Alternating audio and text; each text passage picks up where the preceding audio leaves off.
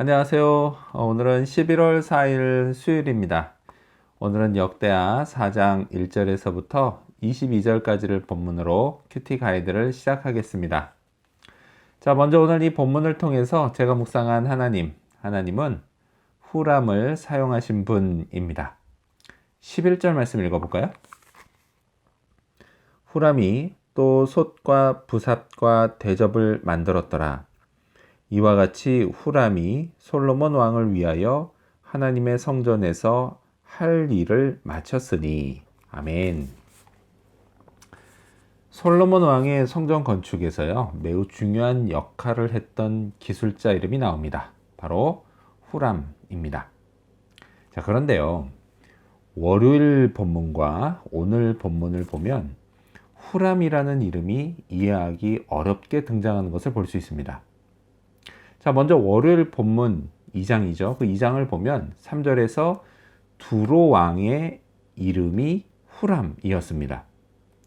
자, 그리고요, 그 2장 13절에서 기술자 후람을 후람의 아버지에게 속하였던 자라고 부르기도 합니다. 자, 그리고 오늘 본문에는 지금 읽은 이 11절에서 후람이라고 나오면서 16절에서는 후람의 아버지로 나오기도 합니다. 자, 이해를 돕기 위해서요, 후람은 두 명으로 이해하면 됩니다. 한 명은 두로 왕이고요. 그리고 나머지 한 명은 기술자 후람인데요. 한글 성경은 그를 후람의 아버지에게 속하였던 자, 후람의 아버지로 번역했습니다. 자, 그 이유는요, 히브리 원어로 보면 그의 이름이 후람 또는 후람 아비로 나오는데요. 그 후람 아비에서 아비는 아버지나 기술자, 이 둘 다 번역이 가능하기 때문입니다. 자, 아무튼 기술자 후람에 관해 역대하가 분명히 알려주는 정보가 있습니다. 그건요, 그가 이스라엘 국민이 아니었다라는 것입니다. 월요일 본문인 2장 14절에서요, 그의 프로필이 나오는데 그는 이스라엘 단지파 출신 어머니와 또 두로인 아버지 사이에서 태어난 두로 국민이었습니다. 따라서요, 후람 역시 이방인이었습니다. 자, 그런데도요, 이스라엘 하나님 여호와의 성전을 건축하고 또 기물들을 제조하는데 가장 중요한 역할을 맡았던 것입니다. 자, 후람이요, 단지 국적만 이방인이었을까요? 아니죠. 그가 쭉 성장해 오면서 받은 교육과 사상과 문화, 이것 역시도 이방인이었습니다. 그런 것들이요, 성전 건축과 또 기물 제조에 영향을 분명히 미쳤을 겁니다. 근데 그럼에도 불구하고 후람을 사용하셨다는 것, 그건요, 하나님이 그때에도 이방인을 당신의 백성으로 삼으실 계획을 보여주신 것이었습니다.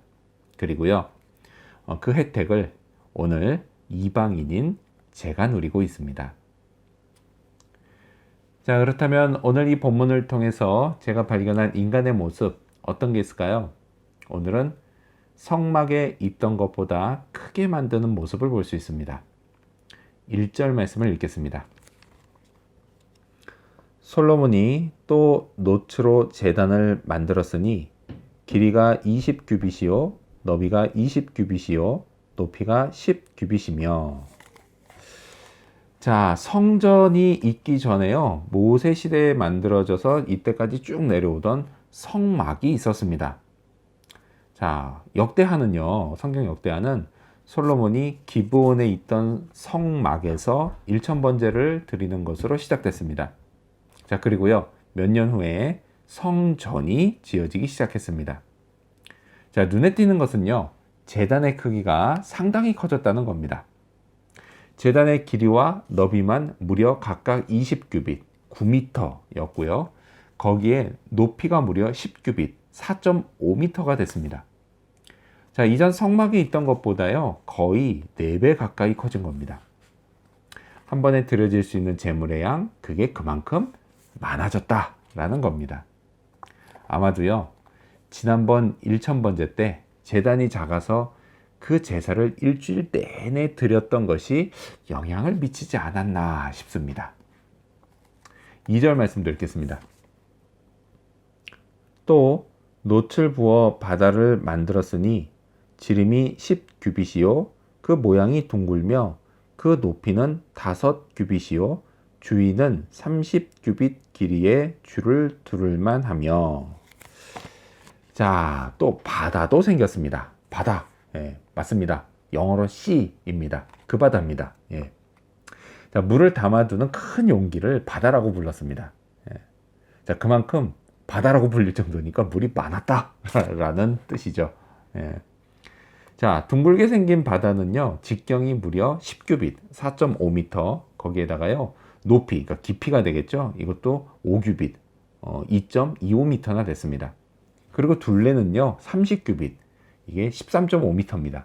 예. 자, 5절은요, 거기에 이 바다 안에 들어가는 물의 양이 나오는데, 그걸 3,000밭이라고 합니다. 이 3,000밭은요, 오늘날 그 도량 단위로 환산하면 이게 무려 66,000리터입니다.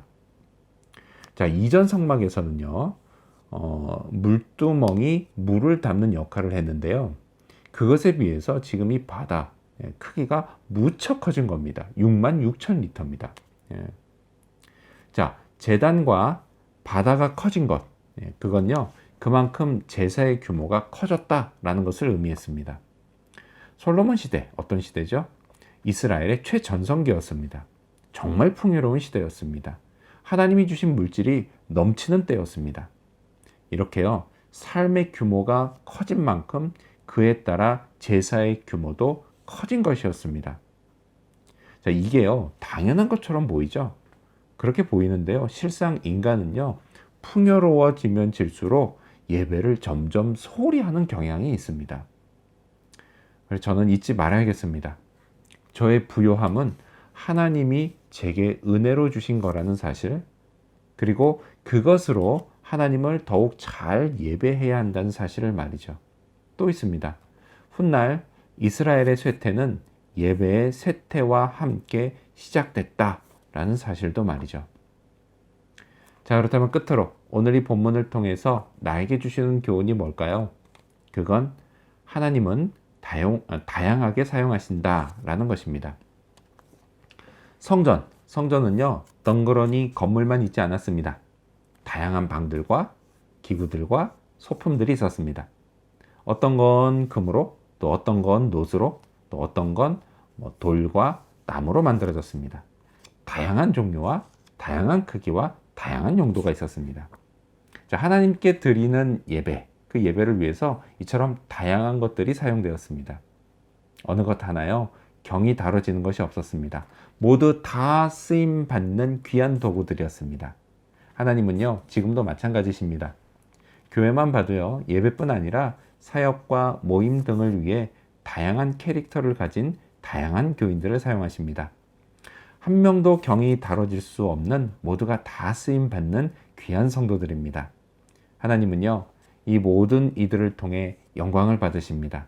그 중에서 저는 목사로 쓰임 받습니다. 저도요, 잘 쓰임 받고 싶습니다. 오늘도요, 저의 역할을 통해서 영광 받으실 하나님을 찬양합니다.